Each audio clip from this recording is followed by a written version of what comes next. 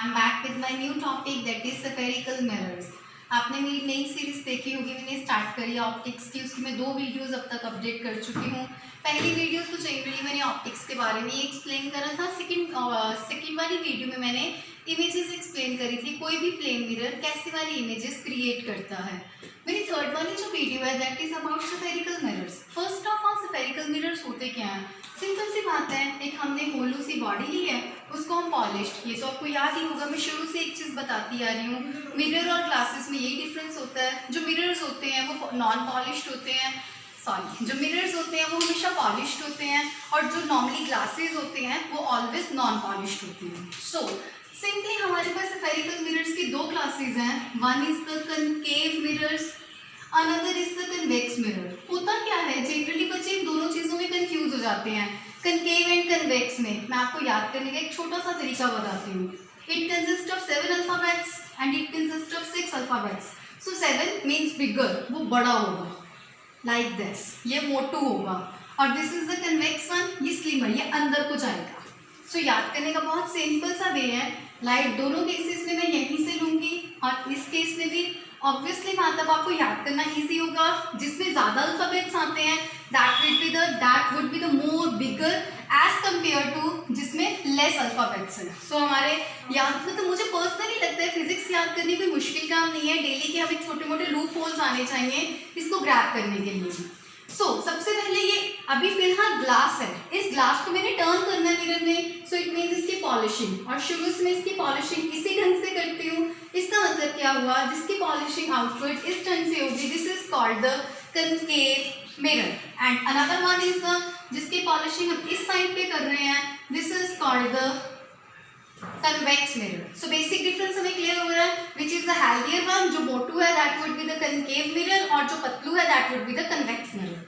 सो हमने इसी में से लिया, मान लीजिए मैंने इतना सेक्शन उसमें से मैंने कोटेड कर दिया। इसका मतलब ये इतना सेक्शन एक्ट करेगा एज अ मिरर और रेस्ट वाला सेक्शन एक्ट करेगा एज अ ग्लास। ओके, ये तो हो गया हमारे spherical mirrors, concave and convex. मैं कुछ टर्म्स इसके बारे में यहीं से बताऊंगी। सबसे पहले जितना सेक्शन हम पॉलिश करते हैं, first term is the aperture. बहुत सिंपल, मैं आपको अगर अपर्चर एक्सप्लेन करूं in one word, you will say this is called the effective diameter. Effective diameter का मतलब क्या हुआ कि पूरे में से कितने सिस्टम पे हम काम कर रहे हैं, this is called the effective diameter and named as the aperture. उस अपर्चर के सेंटर को हम क्या बोलते हैं, दैट इज द पोल। इसका मतलब पोल को मैंने सिंपली लैंग्वेज में एक्सप्लेन करना हो तो मैं क्या कहूँ, अपर्चर के सेंट्रल पॉइंट को हम पोल बोलते हैं। जो सेंट्रल एक्सिस इसको ज्वाइन करेगी पोल को इधर से, मान लीजिए ये इसका सेंटर है, तो डेफिनेटली इस लाइन को हम क्या बोलेंगे, this is called the principal axis. आपको हर चीज प्रोनाउंसिएशन क्लियर होनी चाहिए। जो लाइन सेंटर से आ रही है, मान लीजिए अगर हमारे पास ये बॉडी है, ये सेंटर से जो लाइन आएगी, this is called the spherical, this is called the principal axis. Similarly इसमें भी साथ साथ सेम नोटेशन चलेगी। First of all this is aperture, aperture का सेंट्रल पॉइंट पोल होगा।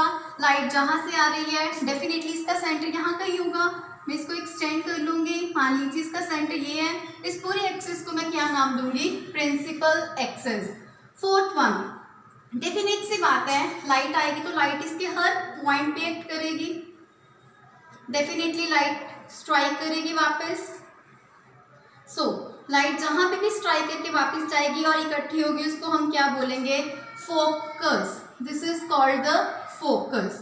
नेक्स्ट हमारे पास एक और चीज आता है, ऑब्वियसली बात है ये सेंटर है, तो इसको हम बोलेंगे, this is called the fifth one, centre of curvature. Similarly हमारे पास इधर भी ये आएगा। बस ये बच्चे ये चीज ध्यान रखना, अपने आप ही इमेजिन करें, अगर हमारे पास ये कोई चीज है, इसका सेंटर बन रहा होगा इधर, so we will complete our circle towards this. So इसका सेंटर ये आएगा, बट अगर मेरे पास कोई सर्कल ऐसे आ रहा है तो ऑब्वियसली मैं इसको इधर कंप्लीट करूंगी, सो इसका सेंटर भी ये आएगा। सो डेफिनेटली इसका सेंटर ऑफ कर्वेचर होगा ये। प्लीज कीप इन माइंड, जब हम कनकेव की बात करते हैं उसका centre of curvature always left side पे होता है, जब हम कन्वेक्स की बात करते हैं तो उसका सेंटर जो होगा वो राइट साइड पे होगा। प्लीज इस चीज को कंफ्यूज मत करना। अगर आपको वंस इसकी शेप अच्छे से समझ लगे फिर तो आपको खुद ही एस्टिमेट हो जाएगा मुझे सर्कल किधर कंप्लीट करना, और जिधर सर्कल कंप्लीट होगा सेंटर उधर से ही आएगा। नेक्स्ट, सेंटर ऑफ कर्वेचर से लेके पोल तक के डिस्टेंस को हम बोलते होते हैं रेडियस ऑफ कर्वेचर। सिमिलर, दोनों में सेम नोटेशंस चलेंगी। सो सी से लेके पी तक का distance, this is called the radius of curvature.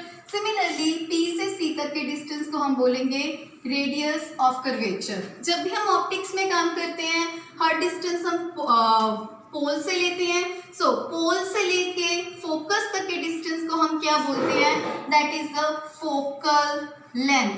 Keep in mind students, focal length को ऑलवेज हम स्मॉल एफ के साथ डिनोट करते हैं और फोकस को ऑलवेज हम जो यहाँ हम फोकस ले रहे थे उसको हम हमेशा कैपिटल एफ के साथ डिनोट करेंगे। ये मेन दो डिफरेंस इन्हें याद रखेंगे। मैं आपको वो वाली कन्वेक्स वाली डायग्राम लेटर ऑन कंप्लीट करती हूँ। आई होप आपको ये बेसिक नोटेशन समझ लग गई हो एंड लेटर हम उसके बाद कंटिन्यू करते हैं।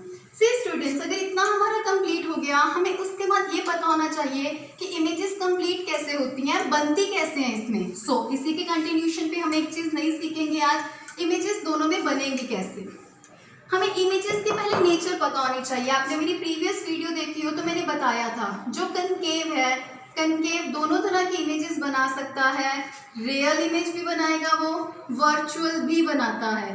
बट एक चीज़ हमें याद रखनी है, जो कन्वेक्स है वो ऑलवेज एक ही तरह की इमेजेस क्रिएट करता है which is named as a virtual images.